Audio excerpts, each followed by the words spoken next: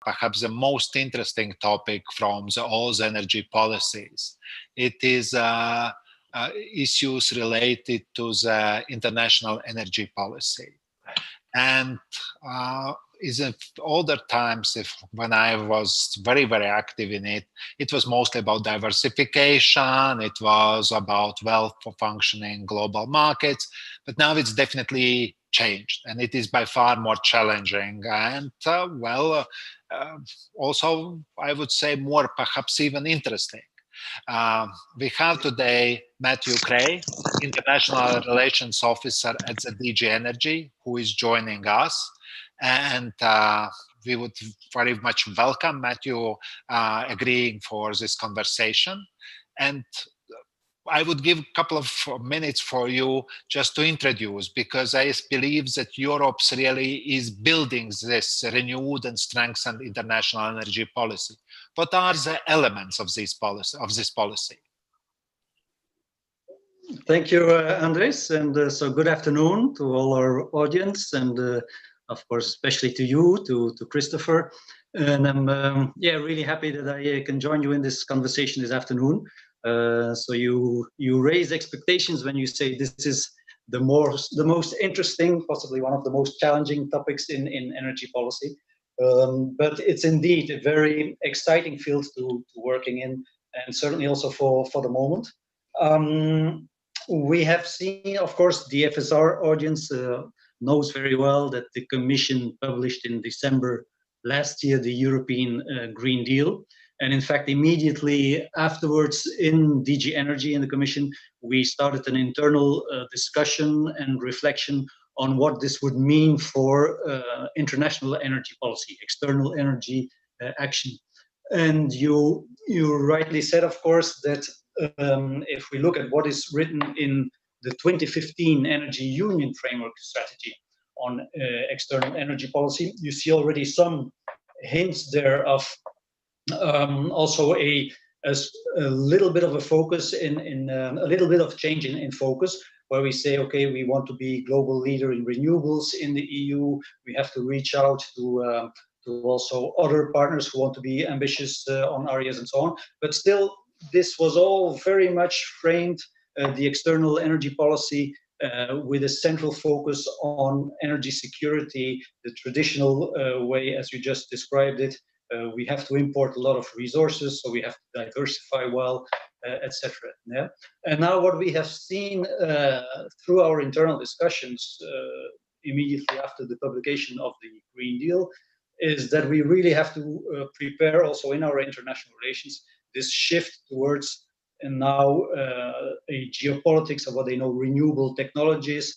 So technologies, access to technologies, materials that you need for technologies become a central focus also of external energy policy, rather than just diversification of resources.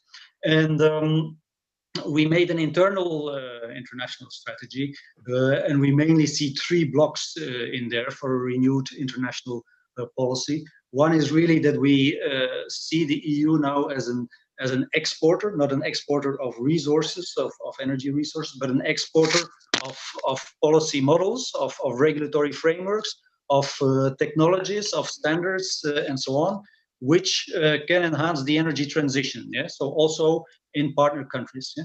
Secondly is, of course, that we don't have to be blind for the still existing dependencies, but also for newer dependencies that can come up, and newer threats and risks in our energy system. And we call this, in fact, that the EU has to find a new position in what is called the geographies of energy trade. I think it's a term that was also already used in the report of Irene a couple of years ago, where you, Andres, were in the scientific committee or the steering committee for the report. And thirdly is that the European Union, the European Commission, remains, of course, a staunch defender of multilateralism, also in the energy field. And I think on those different topics we will touch upon in our conversation. So this internal reflection will lead normally next year to a communication of the Commission on external energy policy, and also the Foreign Affairs Council will come with new climate and energy diplomacy conclusions. So it's very much on the agenda, also at high level, and so it's a process that has been started and that will also get a lot of attention next year.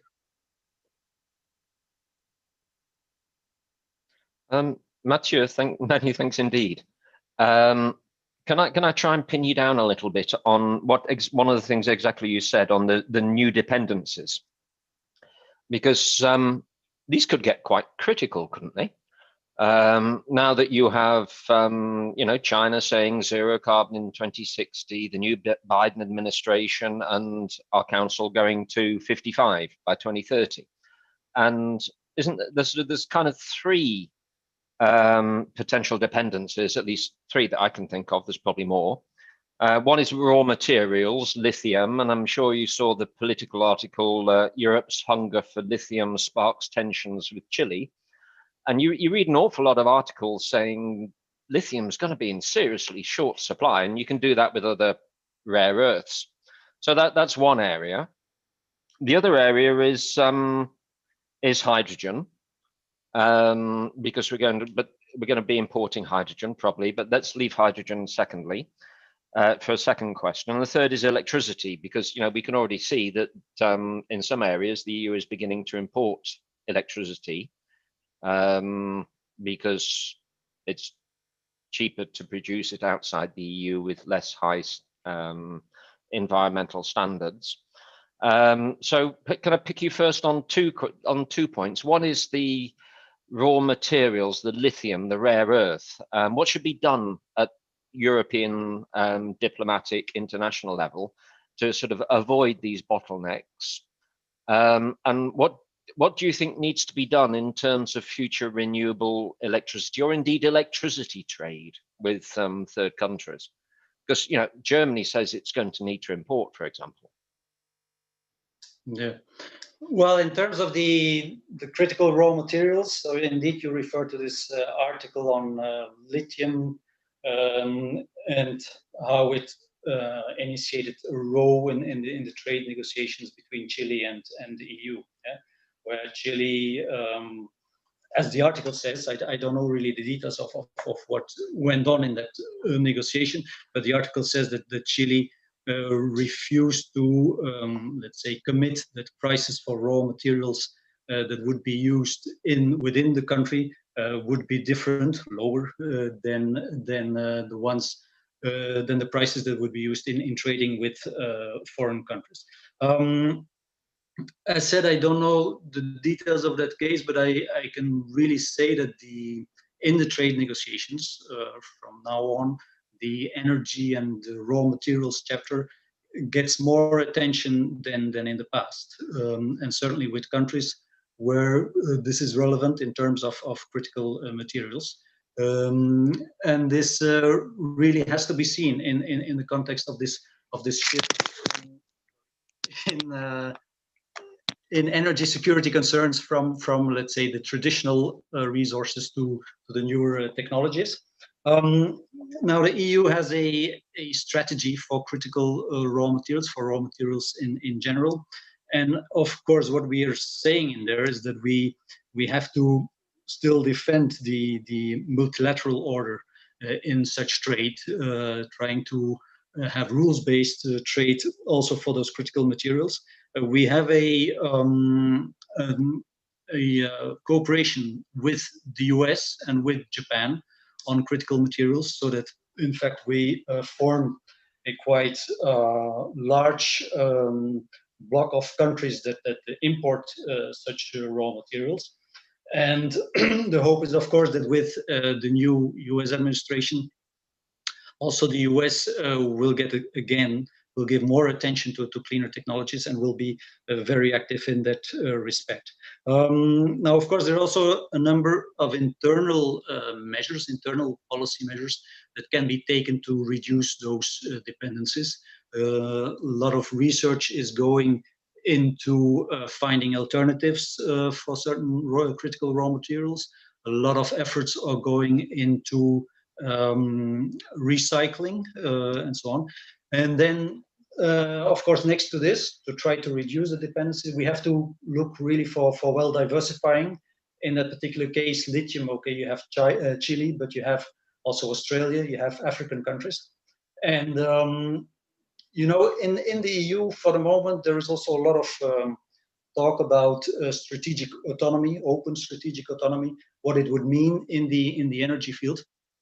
And I think the example that you mentioned, I mean, it shows that strategic autonomy, we cannot think of this as complete independence. So certain dependencies will certainly exist, will continue to exist.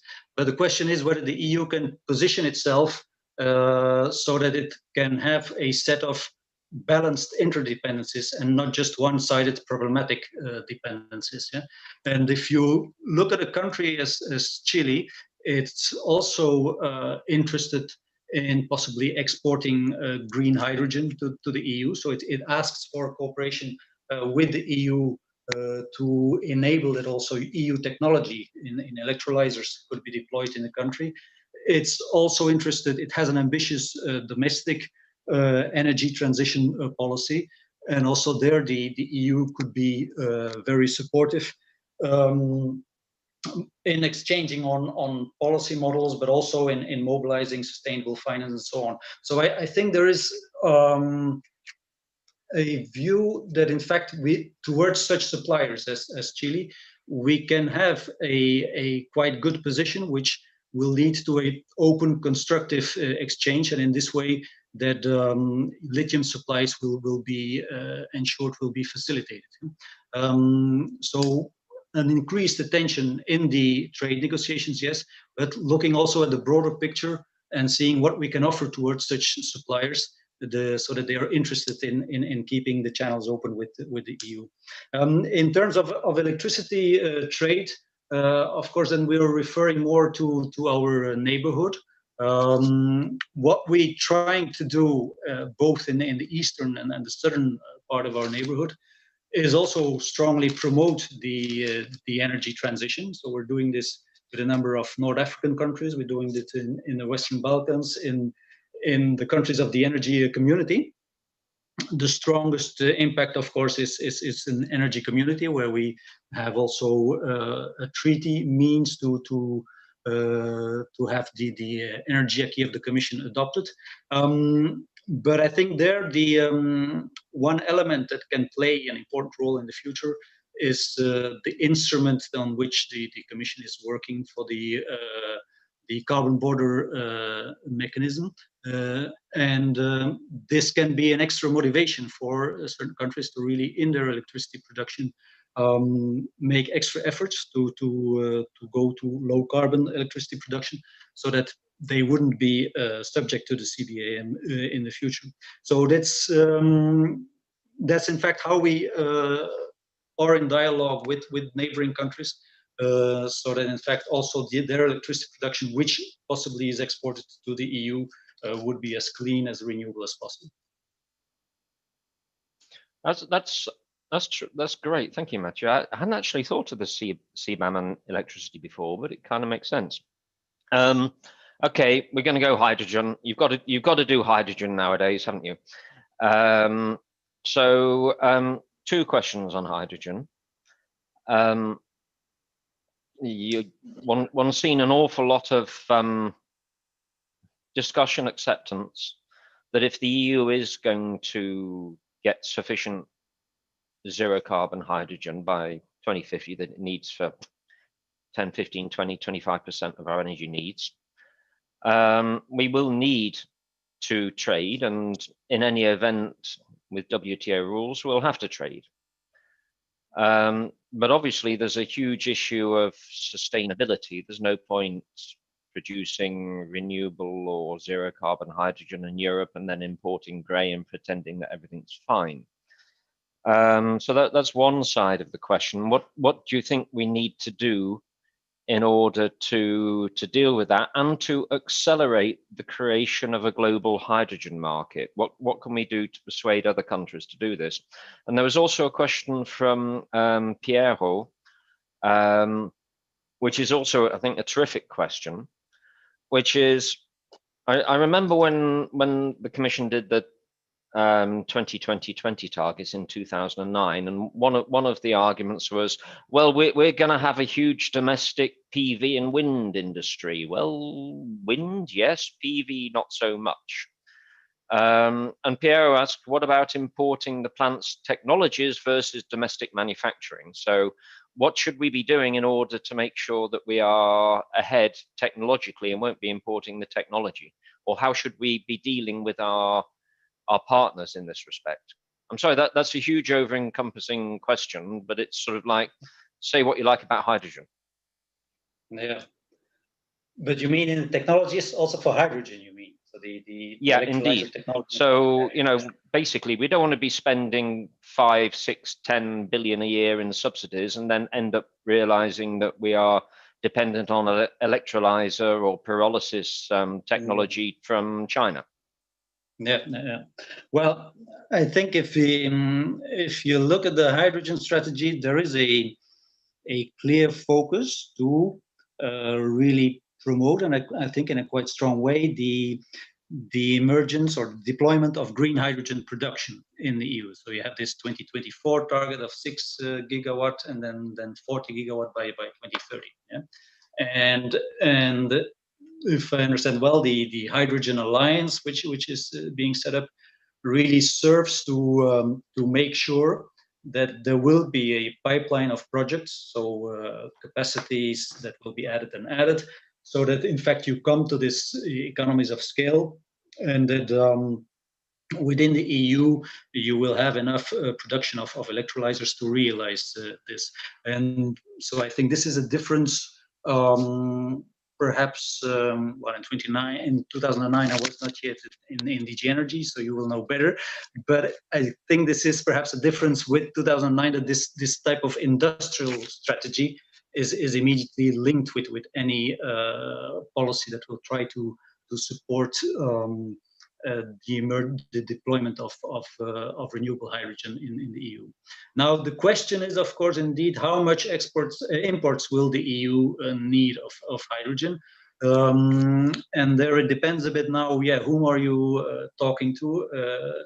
In the EU, you have a lot of member states with important heavy industries that say, okay, we will certainly need and very considerable hydrogen imports. You have others who stress, no, we have to really go for the local production, and imports we shouldn't give so much attention to. Now I think, yeah, I mean, this is not a debate that is closed, of course, but I think in the first place that it's always good also internationally when we talk about hydrogen, that we clearly explain the logic also why there is this very much increased attention for hydrogen now in the EU. Yeah? And the hydrogen strategy, it came out together with the energy system integration strategy. And so we really see a very important role for hydrogen to enable integration of renewable, and then indeed to decarbonize hard to abate sectors. But still, I mean, probably, most probably, you're right that we need imports in the future. And there, I think the main element that the Commission will work on now with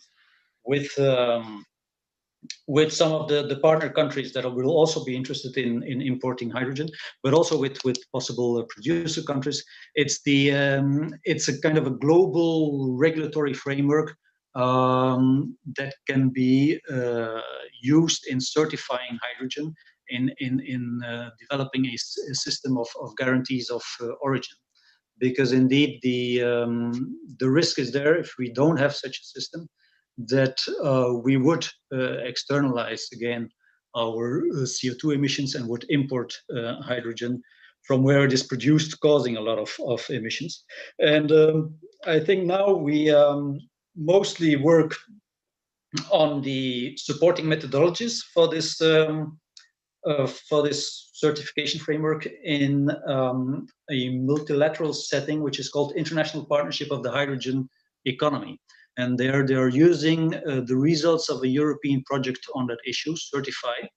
And I heard it like by March, April, they would come out with already a report which will propose an accounting methodology for the greenhouse gases that are caused along and emitted along the life cycle of hydrogen. And then it will be matter to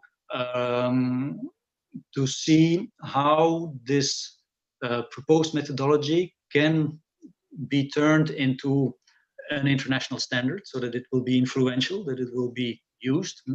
And then the next phase will be how will the EU use it in terms of measures, regulatory measures, financial measures that will be linked to the certification of hydrogen through using that system. Yeah, if you would have a quota for importing low carbon renewable hydrogen, then this framework that will be hopefully in place will have a fundamental role in there. Yeah, but I think it's a task really that is not to be underestimated. This greenhouse gas accounting of hydrogen along its life cycle. The experience with biofuels in the past shows how complex such calculations and accounting can become. So probably we'll have to go through different phases before such system is really robust and that you can really credibly link it with regulatory measures. Matthieu, Andries. I see very related issue because we are now moving towards 20% target of renewable energy by 2020 in our energy mix. Saying this, well, it means that 80% is still fossil. And when we look at least for the next 10 years, the fossil energies will play a role in our energy supply and quite significant. So the question there are like a double question. One, from one side, we would really need to tell how sustainable produced are these fossil fuels that we use. Well, methane emissions, gas flaring, environmental standards, it comes into the game. You can't say that you go to 2050 for carbon neutral society and then you don't do anything about fossil fuels. From other side, fossil fuel producers, well, would see that the market is declining. And they have, well, not so many options. One option is that they, well, stopped investing in fossil fuel. Another that they could, well, continue to do like nothing has happened. And that, but at the same time, there is options that they could change for clean fuel production. And Ann Hutman, that is following, she basically asked the same very specifically about Russia. Russia is a big supplier of the EU. EU is going very clearly towards a carbon neutral society. And is there any expectations that Russia or any other big supplier of fossil fuel comes to us and says, well, let's have a bilateral agreement. We will produce clean hydrogen. These are conditions for some long-term contract, and it's up to you to take it or not, because for us it would mean huge investment, but at the same time, well, we are also working for your political goal and also for our political goal. Could you imagine such a type of combination? Are such a type of signals coming? Because if you see the articles, I have never seen from any fossil fuel producer and also organization like OPEC, well, coming with such a type of proposals. Is it dreaming or it is could be realistic? Well, we have of course Norway that is a progressive, let's say it like this, a progressive oil and gas producer, which in hydrogen, for instance, also already works on hydrogen production coupled with CCUS and then trying to export this. But well, there are multiple facets in your questions or remarks, Andries. First of all, is this this continued use of fossils in the next 10, 15, 20 years, and that we don't have to neglect this also in our international energy action. And this is certainly true. We have over the past decades probably paid much more attention to the gas security issue than oil. Oil, we always thought, okay, this is a very liquid market, very well supplied, and of course we work in the framework of IEA with oil stockholding obligations and so on. So we felt more secure there, whereas with gas we had this large dependency on Russia, which sometimes was felt as a threat and certainly unbalanced. So yes, I think, and that's also the purpose in our renewed strategy, that we keep on having dialogues with supplier countries.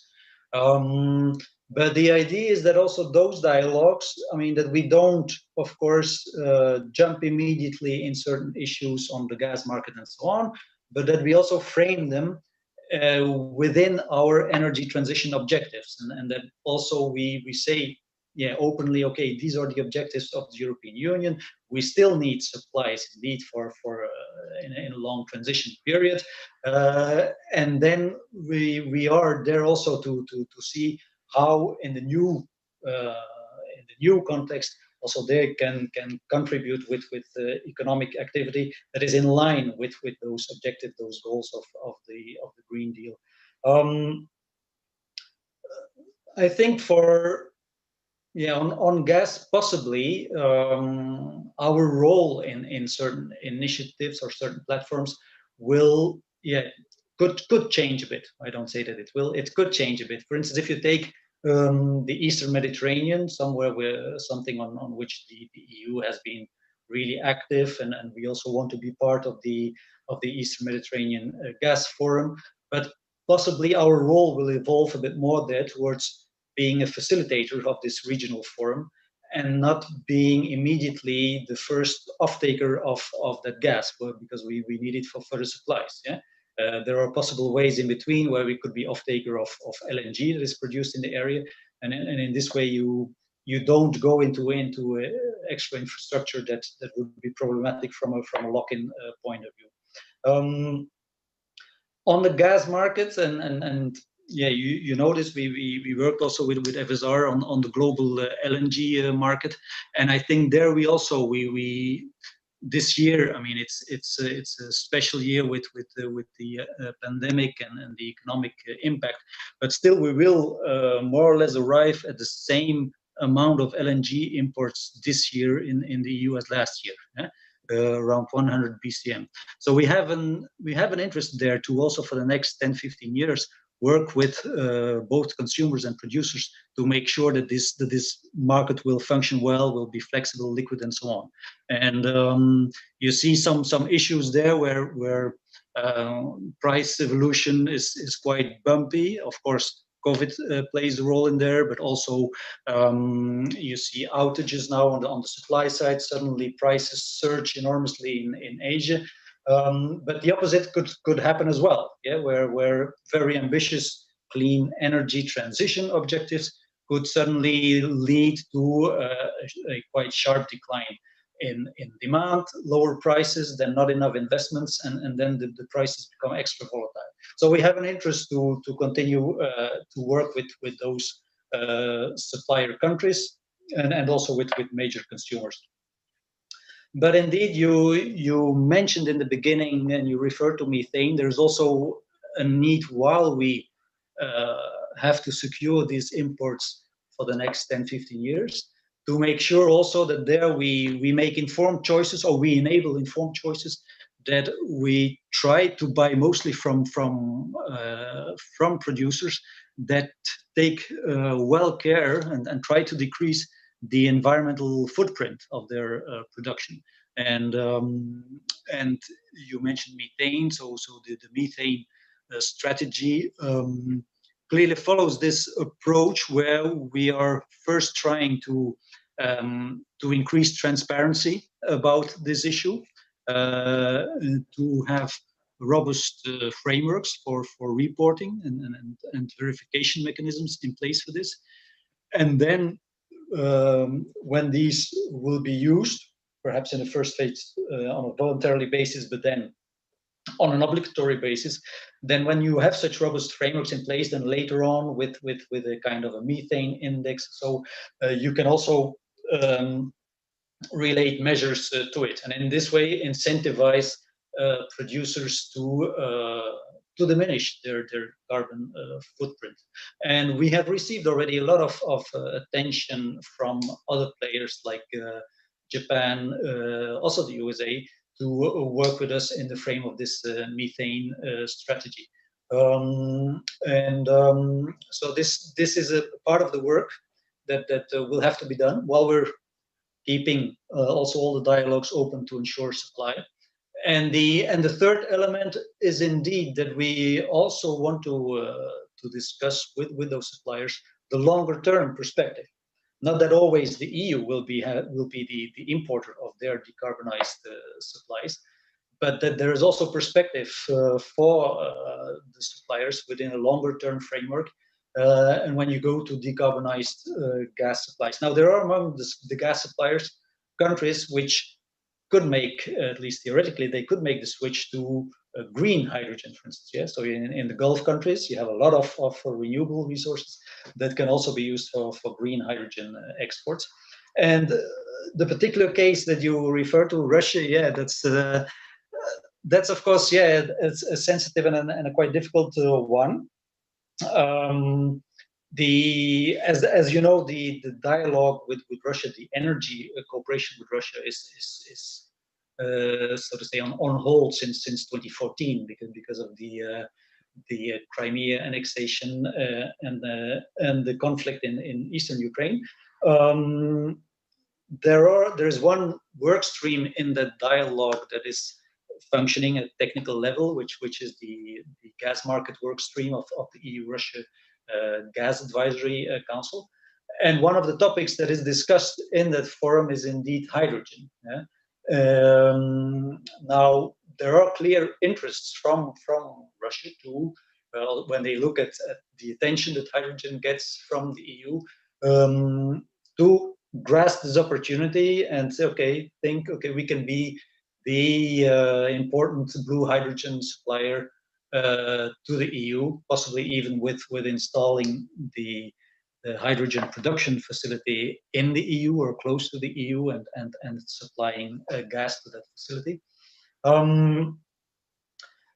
Yeah, the question there is, okay, how do we position ourselves towards this? I mean, the strategy, for instance, on hydrogen is very clear that we prioritize green hydrogen production, that there is a recognition that for rapid decarbonization, probably will need blue hydrogen for a period. The question is, if we would start to promote quite large-scale projects, whether we do not go against the other objectives in the hydrogen strategy. Yeah? Because there is now also well, the situation now is with hydrogen that green hydrogen, of course, production is still more expensive than other forms of hydrogen. So we're going to do efforts to make green hydrogen more competitive, yeah, with those 6 gigawatt, 40 gigawatt goals and so on. Also with research support. So we have to be careful that by facilitating too much large-scale other types of hydrogen projects that we're not doing something counterproductive for the other objectives. On the other hand, one can say, and then if you take a wider scope to our neighborhood, to other fossil fuel suppliers, one could make the reasoning that from a geopolitical perspective, we have an interest that those fossil supplier countries, their economy doesn't fall completely apart because of the energy transition, so that they have a new economic activity in which they can invest. Yeah? So there are different objectives that have to be taken into account to see how we navigate in that relationship. Yeah? But so no clear-cut answers at this stage. It's like you have different objectives, and you have to try to steer the dialogue, steer the cooperation in a way that one doesn't become counterproductive for another. Matthieu, I'd like to just dig into the strategic energy partnerships for a minute, because I suppose the question is it fair to say that the stars are aligning on climate policy? and what are we going to do with it? So, for example, we've seen the statements of President-elect Biden, which are very encouraging. We've seen China being carbon neutral by 2060. So in relation to the US, how I guess it's fair to say that our energy relations have been complicated under the existing administration. And so there's a question, what does the Commission intend to do in order to re-energize the energy dialogue? With China, what can be done to head off trade tensions and encourage China really to put itself on a path to meet the 2060 need and accelerate it? And the last question is in relation to India, because obviously India, that's a huge challenge, given the size of the country and the growing middle class. So how are we going to use the strategic energy dialogues to make a real difference here? Okay, so starting with the US, yeah, indeed, over the last years, there have been complications in various sectoral dialogues, also partly in energy. We have seen most of the complications also in multilateral fora, where it was extremely difficult to get aligned positions whenever energy transition, sustainable energy systems were discussed, or any new initiatives were suggested. Yeah, and what we also saw is that some other countries quite easily used this to follow the US in such positions, which further then complicated the matter. Countries which would be otherwise more aligned to EU position. But we also have seen, in fact, that the EU-US energy relations, energy cooperation, is a very robust one, and that if you do not look at the highest political level, but a bit below, and technical exchanges and so on, these all remained very solid. And for instance, on hydrogen, even over the past years, there was very good cooperation with the US in this international partnership on the hydrogen economy. We had with the US an MOU in place with the Federal Electricity Regulatory Commission. So all these exchanges also continued, because even if the federal level in the US, so and the US as a country withdrew from the Paris Agreement, you had a lot of states and local governments that were still pledging or committing to the Paris pledges. Yeah, so it means that also the electricity system was still faced to still had to face integration of large amounts of renewables. So at various levels, we could continue a robust cooperation, but it clearly, when we wanted to initiate dialogues on newer clean technologies like offshore wind and so on, it was difficult and it was complicated. And now indeed we see new potential, of course, with the new administration. I think it's the goal of our commissioner to have very soon a meeting of the energy dialogue platform, which is the EU-US Energy Council, and then the fields where we see continued or strengthened cooperation, or indeed hydrogen, where we mentioned already this global framework for certification and so on. So we think that also there we can fruitfully cooperate with the US. In the nuclear field, this has continued, but can be strengthened also again on small modular reactors. LNG remains a clear subject of dialogue, not only of dialogue, but of trade between the US and the EU. And then we now see also possibility for more cooperation, more dialogue, also B2B events on wind, offshore wind, So there is indeed really a chance for a new start and for new dynamism in that relationship.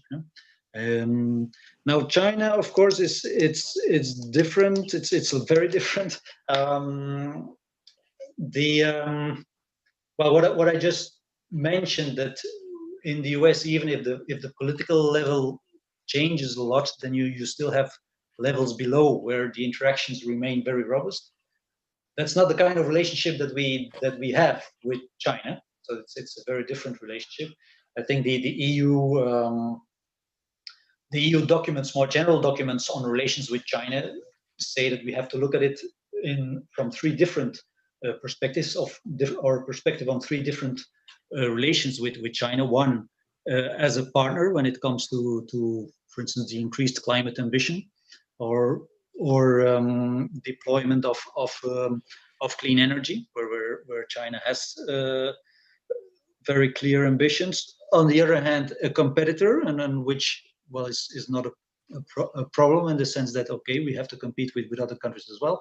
But also, thirdly, as what I think it's called in the documents, a systemic rival, yeah, because they work within another governance and another economic governance system, and this leads to some problematic features, like China being quite interested to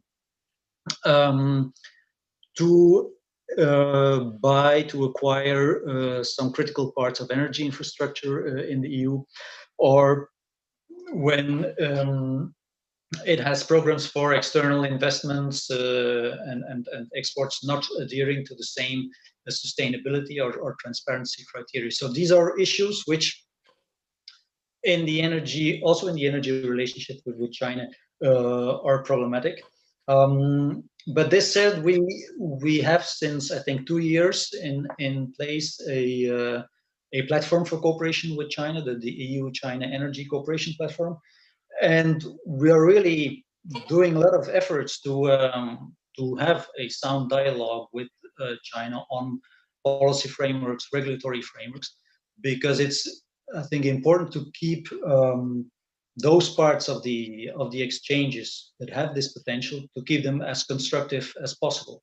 And I think what we said with Chile, of course, with Chile it will be easier, but also towards China, which has critical components of renewable supply chains that we need, which we saw, for instance, in the months of the COVID crisis, yeah, where some offshore wind components were needed from China, and then they weren't supplied, which led to disruptions here, and also critical materials. So I think if we can frame this in a broader relationship, in which we also can make that China is interested to dialogue with us, they are interested to learn from us, like on regulatory frameworks, on support to renewables and so on, then this offers best chances. So we have to approach this in a quite integrated way.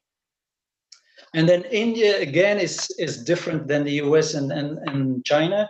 And indeed, its role is already important, but will be increasingly important. The IEA reports that say that most of the increase in energy demand in the next decade in the world will take place in India. And with India, we have, in fact, a good energy dialogue and cooperation. It focuses on very concrete items. Yeah? It also has a quite strong business-to-business component attached to it. It's very often about very clear needs that India has. Like a couple of weeks ago, we were contacted by the Indian Ministry of New and Renewable Energy, that also is interested to launch first tenders for green hydrogen production. So there we facilitated contacts also with developers in the EU who have experience with developing green hydrogen projects, who could then inform India of the requirements they put in such a tender, whether they are realistic, whether whether they would be able to answer, to apply under certain tender conditions. So it's very often topical, but you see this huge potential in India. And I think what lacks a bit in that relationship, and on which we should pay a bit more attention to in the next years, it's the strategic character that it could get. Yeah, because India and the EU on energy matters, we do not go, for instance, to G20 or other fora with coordinated positions or aligned positions. And I don't say that this would always be possible, but I think it would be worth to explore this more in depth. Yeah?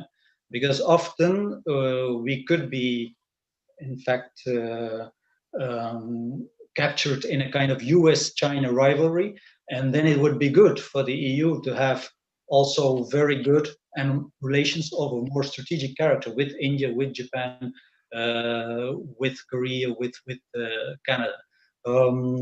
So this is a part of that EU-India energy relationship which can be further developed, because we have aligned interests on a lot of topics.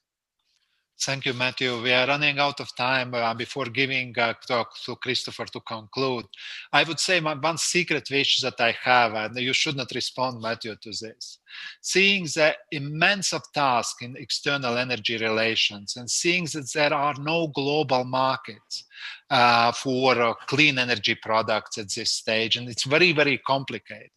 I hope that the strategy will go further than business as usual, or improve business as usual, because what I would wish that these ideas that have been by Tusk and Sarkozy on gas buying issue that did not been used because the markets have been there was not real necessity of it, that it is made more like a stronger task force for the European Union in dealing in these new energy relations, because a lot of things needs to be created and a lot of weight union need to have, and if you negotiate you need to feel that you have weight behind it.